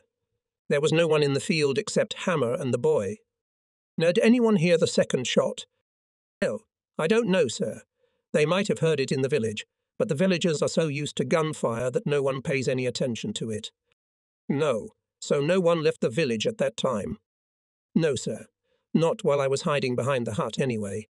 But I didn't stay there long. I went to look for the sergeant. Perhaps then someone might have seen Hammer in the field. I don't know. He was there until I came back with the patrol. And then you all stayed there for a while? Yes, sir, until we got back to the village and started searching the huts. Was anyone at the funeral disturbed by the boy's absence? I didn't linger near them. I wanted to find the patrol as soon as possible. Yes, but the funeral ceremony was still going on? Yes, sir. And the market was open? Yes, sir. So if they heard gunshots, they weren't too alarmed? I don't think so. Murtazing 4. How long do you think Hammer waited for you to return with your patrol? About 10 minutes, maybe 15. And how long did you stay in the field and talk before you went back to the village? Another 10 minutes. And you didn't notice any peasants watching you during that time? No, sir. These questions increased my embarrassment. I didn't expect to be cross-examined like a witness in a court of law. I could sense where he was going, and I didn't like it. Are you saying the peasants can't say for sure who killed the boy? No, I wouldn't say that. They're pretty clear about it now. Why do you think so? Hey, they saw the boy run away and Hammer, and I went after him. And they must have heard the first shot. We were standing at the cabin, about 15 feet from the funeral. That's good, but they couldn't have known if the bullet hit the target or where you fired, could they? They didn't know then, but of course they realized later when they found the boy and brought him back to the village. But they couldn't say for sure who did it, could they? Mercer, I'm telling you Hammer did it. That's why I'm here. Yes, Glass, but at the moment I'm interested in what the villagers know. I understand, sir. But can you tell me what you're going to do? It would save time.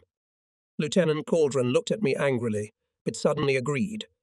Yes, I suppose you're right, Glass. He smiled strained. You and I are on the same side, aren't we? Yes, sir. I need detailed information, Glass. I have a difficult task. I realize how I look to you, but I answer to battalion headquarters, and they'll want facts. I've given you all the facts, sir. There are little details that may seem irrelevant at first glance, but they're not. They may develop into something much bigger than you realize. Oh, sir. If this boy is not Viet Cong and the peasants realize we killed him, they may show up here very soon and complain to base command. We don't want to quarrel with them. We want their friendship. My job is to make a strong case for us. I felt a familiar tightness in my chest. I don't see what arguments can be made in our favor, sir. Why not, if no one but you saw it? No. So you don't intend to report my message to battalion headquarters? I don't think that's necessary, Glass. I don't think you realize the problem we're facing. I think I do, sir. No, you don't. What's done is done. We can't give the boy his life back. I'd like to keep him alive. We could find out why he ran away. But now it's important to maintain good relations with the peasants. That is my task. I told your patrol he had a delicate mission, and now Hammer's foolishness has made it more difficult, and I'm glad I've learned the facts from you.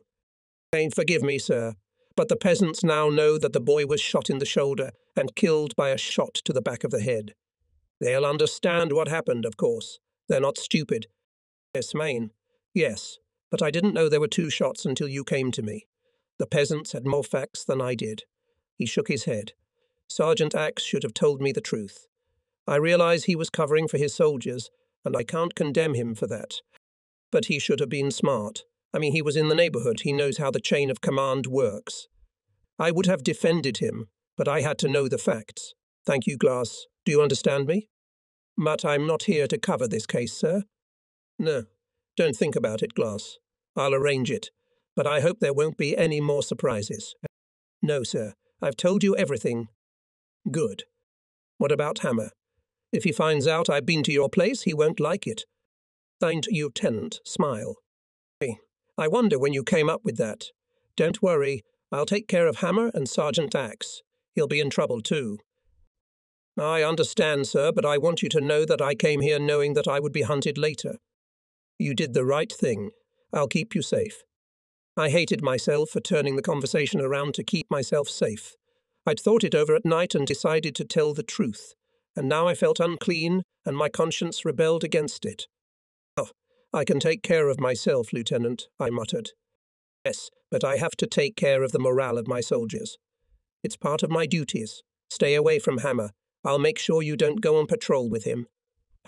That's fine with me, sir. I don't want this conversation to go beyond this tent, Glass. Do you understand? I don't want it to reach battalion headquarters. I'll take care of it myself. Yes, sir. Glass. Yes, sir. Don't grieve for that boy. I know how you feel. I'm disgusted, too. But these things happen in war. It's important not to be influenced by them. I'll keep that in mind. I'll keep that in mind. One more thing. Did Hammer cut off the boy's ears? No, sir. He wasn't touched after he died. That's good. If he had his ears cut off, it would have looked really bad. The Viet Cong don't do that. I met the lieutenant's gaze calmly. That's it, Glass. Yes, sir. As I walked out of the commander's tent, I squinted against the bright morning sun. I was disgusted with myself. I'd been tricked. The lieutenant had made me an accessory to the murder I had come to expose. If I went over his head to battalion headquarters, my life would not be worth a dime. On an army base, especially in a war zone, it's hard to keep anything secret. News leaks from the higher-ups to the lower downs. So the day after my conversation with the lieutenant, I heard from the soldiers about a meeting between the village elders and the platoon commander.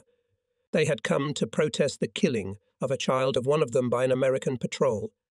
Lieutenant Cauldron was asked to give a report on the patrol's actions. He presented his arguments, and since the villagers did not provide concrete evidence, headquarters absolved itself of any responsibility for what had happened. The battalion commander attributed the blame for the tragedy to Viet Cong elements operating in the valley and assured the village elders that it was the job of the American patrols to protect the villagers from such atrocities. That was the end of the incident for the army, but I couldn't rest and went to see the lieutenant again in the evening. What else, Glass?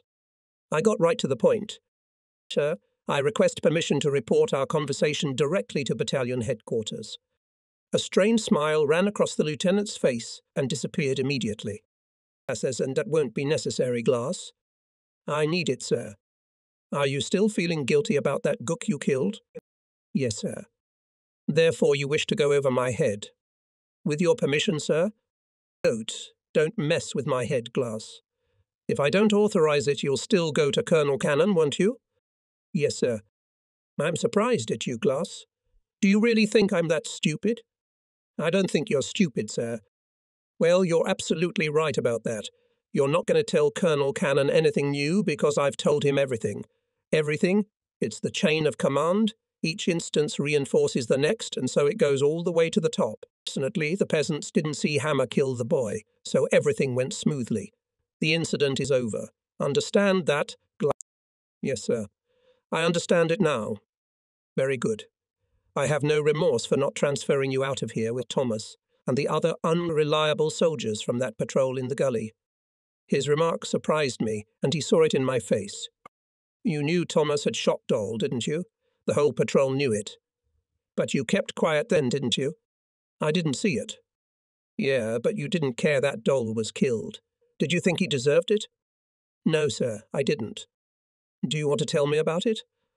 No, sir. That incident is over too. Isn't it, sir? Yes, it is, Glass. Now get the hell out of here and keep your mouth shut. I don't want to hear any more of your complaints. You won't, sir. The next day I was assigned to night patrol. When we assembled at sunset for a briefing in the patrol leader's tent, I was surprised and alarmed to see Hammer there. My anxiety was increased when he greeted me in a friendly manner, as if he were glad to see an old friend, which of course I was not. Did he know I was at the lieutenant's? I couldn't hear the patrol chief very well during the briefing. My thoughts were preoccupied with Hammer. I couldn't believe that we had been put together by accident. Lieutenant Cauldron always looked very carefully at the patrol assignment lists in his platoon. I glanced at Hammer surreptitiously, trying to catch any sign of his changed attitude toward me, but in vain. He listened quietly to the patrol leader and seemed not to notice my interest in him. He was a cunning beast, and I should have been even more cunning. At that time, the main task of our four-man night patrols was to protect the base from enemy infiltration, who made short strikes to undermine our warehouses and generally disturbed us constantly. Our patrols were well armed, rifles, grenades, knives, and had enough firepower to destroy anything they encountered or heard in the dark. What was particularly unnerving was that it was often impossible to distinguish the enemy from our night ambushes hunting the Viet Cong in the valley. And there were instances where we killed our own soldiers in the dark. In most cases, the only warning sign was a sound, the stomping of feet in the bushes or the crack of a dry branch, and sometimes the scream of a man being stabbed. The threat of an unexpected ambush was constantly hanging over us, and this caused a terrible tension that demanded the utmost concentration. We could not be distracted for a second. A sound that could not be heard could be the last sound of a lifetime. That evening we crawled under the wire, and in the fading light of day crept through the minefield surrounding our base. If you don't get out before total darkness, you risk getting blown up by your own mine. For the same reason, night patrols should not return until dawn, when it was light enough to see their way back through the minefield and to be seen by the guard. In addition, the enemy had more experience in night fighting, and this put us at an even greater disadvantage. The Viet Cong had the initiative throughout the area. They acted, we countered. Because of this and the higher casualty rate on our side, night patrolling was considered among American soldiers the most troublesome combat mission. After passing the wire fence and minefield, we ducked down and then slowly moved toward the rocky hills about 200 meters from the front of the base. We reached them without incident and settled down to listen and watch during the night. From it, we could see the descent into the valley, from where the enemy could appear. Besides, it was wide, flat, and devoid of shrubbery, so that it was impossible to approach it unobserved closer than 30 meters. We sat down in a semicircle, the patrol leader and Hammer beside us, and the other soldier and I with our backs to each other, watching the left and right slopes of the hill. About half an hour everyone was silent, getting used to the sounds of the night. The rustling of leaves, the cry of a bird, and the incessant buzzing of mosquitoes that found us in the dark. We waved our hands in silence to ward them away from our faces. When Hammer slapped himself on the neck, we all tensed. Stop it, the patrol leader hissed. They'll eat me alive, Hammer complained. Let them. You want Charlie to kill you alive? No, kill me alive. Well said, Sergeant. Knock it off. The inactivity of a night patrol was more nerve-wracking than a firefight. We sat in silence for hour after hour, in constant tension, trying to distinguish the sounds coming from a man from the natural sounds of the night. We couldn't smoke or move to stretch our stiff legs. After a while, waiting and listening begin to get on your nerves, and you start to shudder even at the flapping of a bird's wings in the darkness or the rustling of grass. The night seems endless, and one almost wishes that an enemy would appear just to relieve the tension of the night vigil. But the night passed without incident, and as dawn broke we were overcome with a great sense of relief. We waited until it was light enough to see the road clearly and made preparations to return to base. Down in the valley below, the mist was dissipating and the first rays of sunlight illuminated the fields of elephant grass. We broke away from this beautiful sight to start on our way back, when— Look! The sergeant turned sharply around in a circle. What's the matter? There. Hammer pointed to the edge of the forest. 2 Viet Cong dressed in black and armed with automatic rifles were walking slowly along the edge of the field parallel to the edge of the forest. While we watched in silence, Hammer raised his rifle and took aim. Stop, said the sergeant. They're out of range. You'll only scare them off. Hammer lowered the rifle. They'll get away anyway. They might, unless they're not coming at us but away from us. But they're heading south, away from the base. Look at that, Hammer. They're coming to the end of the path that leads down from the south end of the base. Maybe they're setting up an ambush on the path. That's where the day patrols go. Then we have to destroy them, Hammer said impatiently. No, wait. We'll report their location. Let the day patrols deal with them. Look, what the hell are they doing? Another soldier exclaimed. Looks like they're eating, I said. That's right, Hammer agreed. Those knuckleheads are sitting down to breakfast like a picnic. Maybe they don't know there's a war going on. Yes, they do. They're not hunting buffalo with battle rifles. Listen, Sergeant. If we go down the trail fast enough, we might catch the bastards with their mouths full of rice. We must report their whereabouts, the sergeant insisted. Of course we do. In the meantime, 2 of us could go down after them. All right, I agree. It would be a good idea to take them prisoner. Do you know the road, Hammer? I do. I've been down it a few times. No. How about you, Glass? I shook my head, but Hammer said. We used to go on patrol together. I'll show him the way. All right, you 2 go on down, but stay together. I'll watch from here. He turned to the other soldier. Lawton, rush to camp, tell the lieutenant where the gooks are, and run back.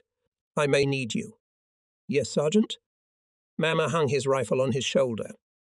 Let's go, Glass. Just a minute, Sarge said. If I spot any other gooks, I'll give 2 short bursts over the trees beyond the trail so you know it's me. That will mean the gooks are in the majority, and then get out of here now. I don't want you to be ambushed. If I'm not here, I'm going back to base to call for a chopper. You should give night patrols a walkie-talkie for this kind of thing. Don't worry about us, Sergeant, Hammer said and grinned. I'll bring you a bowl of rice for your souvenir collection. Come on. I don't have any souvenirs like that yet. Now get going. Gooks don't eat for long. We left the sergeant sitting hunched on the hill and went deeper to the right into the forest. I knew this path well. It was the path we had followed into the hollow on the morning of my first patrol, but I had not told Hammer about it. I wanted him to lead the way because I didn't trust him. He really wanted me to go with him. I hoped the sergeant would disagree with Hammer's plan and leave it to the day patrols. But he was determined not to miss the opportunity to capture 2 Viet Cong in the open, especially since there was an eager hunter like Hammer. What could I say? That I was more concerned about my partner than the enemy. So I found myself in a desperate position, alone with Hammer, hunting for the enemy, but feeling that the man who was leading me into the valley was hunting for me. I wasn't sure of my suspicions. You often exaggerate danger in Vietnam, but I realized that caution wouldn't hurt. Halfway down the trail, we stopped for a break, loaded with heavy gear. Packs, body armor, grenade belts. It was difficult to walk straight through the woods, and even on the open sections of the path that sloped steeply downhill, our upper bodies were so overweight that it was hard to keep a firm step. Hammer had an extra burden, his fat, and he was paying for it with sweat that stung his eyes and streamed down his face, so that he had to wipe it off now and then to see where to go. Every extra movement drained him of his strength. He was breathing like a St. Bernard in heat. "Aren't you sweating, Glass?" he asked and popped a few salty pills into his mouth, taking a big gulp of water from the flask. "Of course I am." I wiped my face to convince him. "You skinny bastards are happy. You eat like pigs and don't gain an ounce of weight. Everything I eat turns to fat. I can't help it. That's just the way you are. Besides, you're a smaller target. You ever think about that?" "No, it never occurred to me." "Well, it should. He's got a sly grin. Take Charlie. When you get him in your sights, it seems like there's nothing to shoot at. I must look like an elephant to him." "I never thought of that." "It's true. The odds are evened out. Huck can't see that well with his slanted eyes, and I can knock a bull's testicles out at 200 yards. I did that once. You should have seen the cattle jump." He laughed at that memory, and I smiled back. "I guess we'd better get moving, or those buggers will be gone." Hammer loosened the straps of his pack. "Hey, I should have left that stuff with the sergeant. We don't need it. Why don't we take off our grenade belts and packs and hide them here? We might need the grenades. I'm not going to get close enough to fire them. I'm good for a couple shots. Grenade belts aren't that heavy, but they make you feel safer. Just in case, you know. What if the Charlies find them if they come through here? I don't want to get blown up by my own grenade." "Yeah, I guess you're right." Hammer took off his satchel and threw it away from the path. "Let the gooks eat my lousy rations." He expected me to do the same, so to please him, I threw my pack down too. I didn't want him to think I could carry a bigger load. When we started up again, I lagged behind, letting him go ahead. But the path was wide enough to walk beside him, and Hammer waved to me, inviting me to catch up with him. "What's the matter?" I asked, approaching. "Let's make a plan before we get to the bottom." "What do you suggest?" "Just before the end, about 700 meters from here, the path splits. We can get there in about 10 minutes. I'll go left, you go right, toward the edge of the forest. If the gooks are still munching, we'll just kill them. And if they pass my position before I get there, you can intercept them. But maybe we'll get lucky and they'll be right between us. Then I'll fire left and you fire right, and they'll be caught in the crossfire before they realize where they're shooting from. Agreed?" Although Hammer's plan made sense, I didn't like the suggestion of splitting up. I objected. "The sergeant told us to stick together." "Nonsense, Glass. We're 2 by 2. If they stay together and we split up, it will mislead them. They'll think they're surrounded and we'll have the advantage of surprise. What if they split up and cover both lanes? Then we'd have a 1-to-1 ratio. But the gooks aren't expecting us. They'll be watching the path and we'll be under cover of the trees. Either way, we'll succeed." I still felt uneasy, but my arguments were exhausted. "All right," I finally agreed. We stopped talking and quickened our pace. When we reached the fork, we stopped to look around before we separated. The field below was peeking through the trees. It looked so serene in the rising sunlight that it was hard to believe it could be the scene of a gun battle. "I don't think they're through yet," Hammer said. "Well, good luck, Glass." He grinned and strode into the thicket of trees to the left. I stood frozen at the fork. I hoped the Viet Cong had finished their breakfast and were long gone, so I wouldn't have to kill. I was ill-equipped for the alien world around me and would not be able to do anything about it. I was shaking with fear and indignation. My anger was directed at Lieutenant Cauldron. I was sure he was determined to get rid of me. It was quite some time before I finally stepped off the path and into the woods along the right-hand path. After walking about 40 meters through the undergrowth, I reached the edge of the woods bordering the field, took a position in the shade of the trees, from which I had a good view of the field and the entrance to the right branch of the path, and waited. As yet nothing was visible. I raised my rifle and, looking through the scope, slowly guided the barrel across the field. This narrowed the field of view and allowed me to see details better. In the scope, the field was sharply divided into distinct patches of grass, wavering and diverging in the warm breeze.